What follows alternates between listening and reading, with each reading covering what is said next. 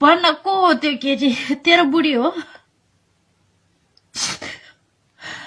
म तिमीहरूको बिचमा जिन्दगीमा पनि फर्केर आउँदैन कि, यति मात्रै भन्न को हो त्यो? चिन्दैन भने म तेरो बुढा हो भेट्न आऊ किन भनिस् तैले?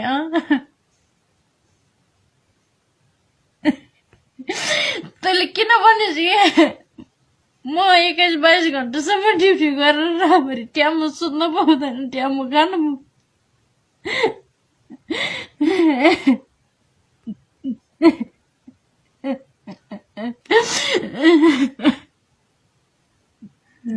दिदी तपाईँहरू के चाहन्छ भन्न? तर म जिन्दगीमा डिस्टर्ब कहिले नि गर्दैन र तेरो जिन्दगीमा पनि फर्केर आउँदैन, एक दिन होइन 2 दिन।